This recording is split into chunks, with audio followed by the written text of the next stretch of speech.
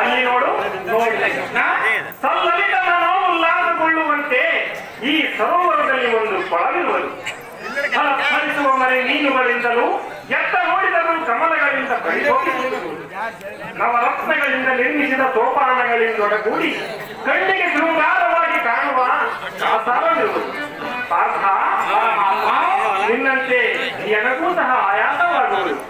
ತತ್ಕಾರಣ ಈ ಸರೋವರದಲ್ಲಿ ಸ್ನಾನವನ್ನು ಗೈದರೆ ನಮ್ಮೀರುವರ ಆಯಾಸ ಪರಿಹಾರವಾಗುವುದು ಎನ್ನುವ ಫಲ್ಗುಣ ಜಲಸ್ನಾನಕ್ಕೆ ಹೋಗೋಣ ಈ ಕ್ಷಣ.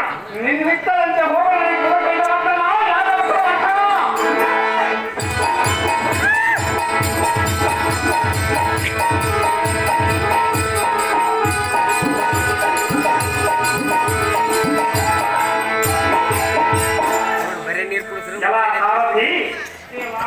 ಇಲ್ಲಿ ಮಾಡುವೇನೋದು ಒಂದು ಯುಕ್ತಿ.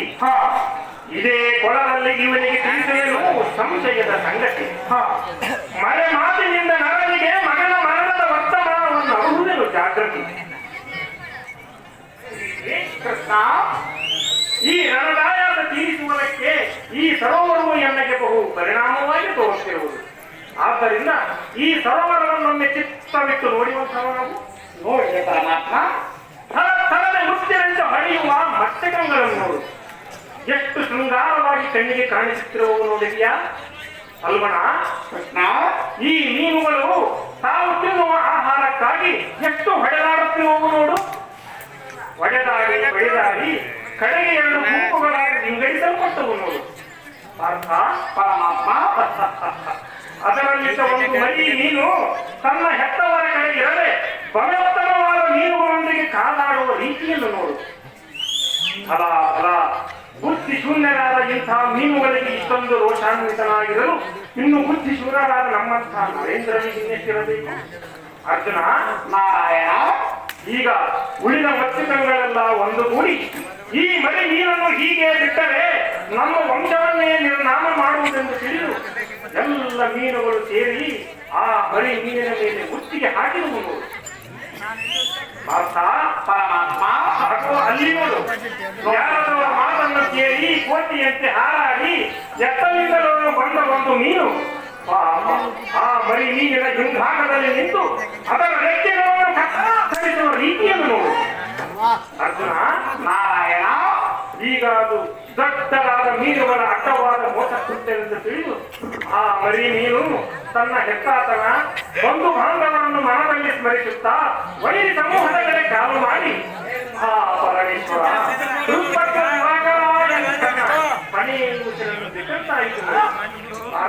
ಪರಮಾತ್ಮ, ಈಗ ಆ ಮರಿ ಮೀನಿನ ಬಂದು ಆ ವೈರಿ ಸಮೂಹವನ್ನೆಲ್ಲ ನಾಶ ಮಾಡಿ ಆ ಸರೋವರವೆಂಬ ರಾಜ್ಯಕ್ಕೆ ರಾಜನಲ್ಲಿದ್ದು ಮಗನ ವ್ಯಸನವನ್ನು ಬಿಟ್ಟು ಎಷ್ಟು ಸುಖದಲ್ಲಿರುವುದು ನೋಡು.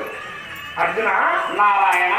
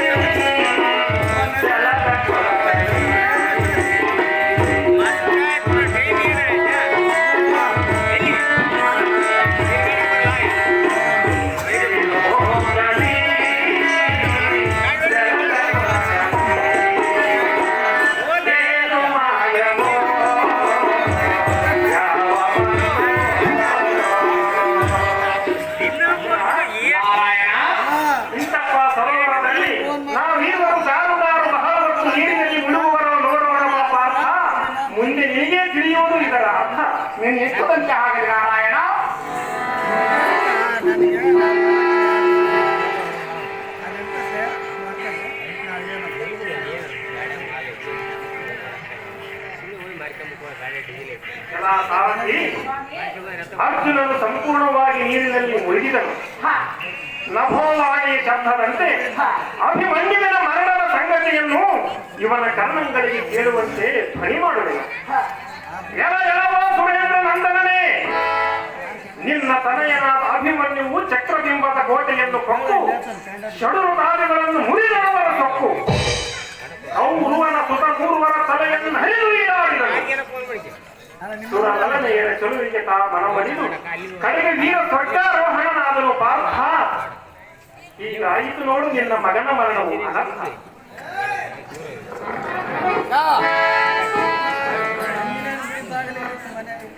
ಅಯ್ಯೋ ಶಿವ ಶಿವ, ಇದೇನು ದುಃಖವ? ಶಕಟ ಯುಗದಲ್ಲ ಮುಖದ ವರ್ತನವಾದ ಅಭಿಮಾನದ ಗೌರವದ ಮನದಿಗರದೊಳಗೆ ಮರಣವಾದ ಬಂದು ಆಕಾಶ ಮಾಡಿದಲ್ಲಿ ಆಯಿತಲ್ಲ.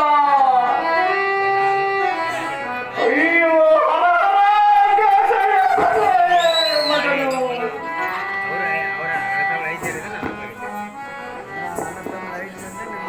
ಕಟ ಇನ್ನೇನಿದೆ ಎಲ್ಲ ಸಂತೋಷ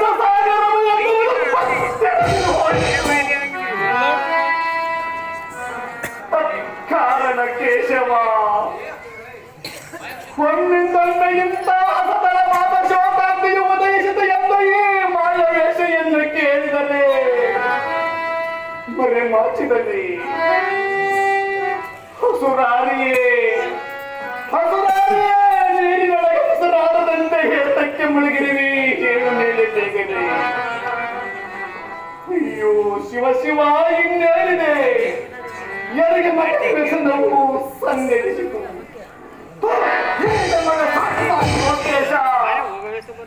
ಎನ್ನ ಬಿಲ್ಲಿಗೆ ಕರೆತಂದು ಮಾಡಿದ್ರು ಎತ್ತ ಮಗನನ್ನು ಮೋಸ.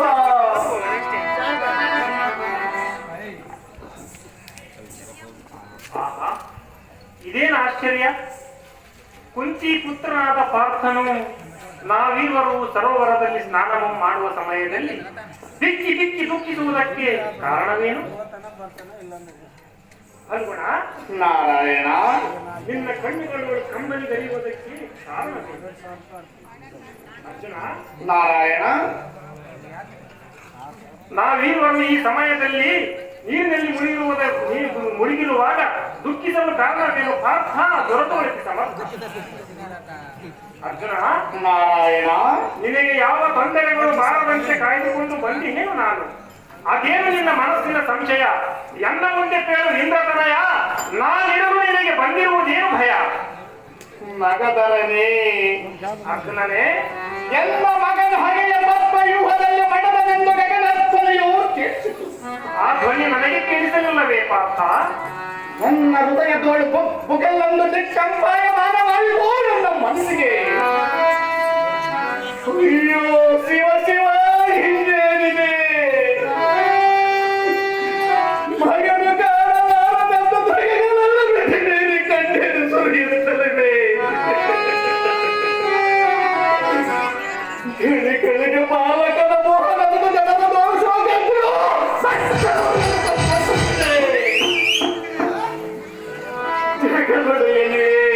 ಅರ್ಜುನನೇ, ಮುಖದ ಮಗುವಿನ ಕಳೆದುಕೊಂಡು ಹೊರಗಡೆಗೆ ಸಹನ ಜೀವಿಸಲಾರೆನು.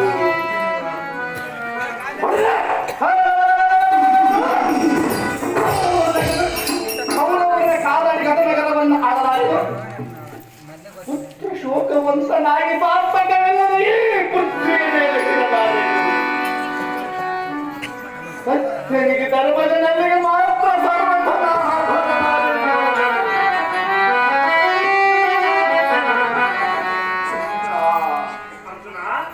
ಸಕಲವು ನೀನರಿತು ಕೌರವನ ಬಲಜಿತನದೊಳಗೆ ಸುಖ ಮಾಡಲು ಯುದ್ಧವನ್ನು ಎಸಗುವ ಸಂಗತಿಯನ್ನ ಮುಂದೆ ಉಸಿರಿದ್ದರೆ ಹಸುಗೂಸಿದು ಬೆಂಬಲವಾಗಿ ಹೋಗಿ ಒಳದ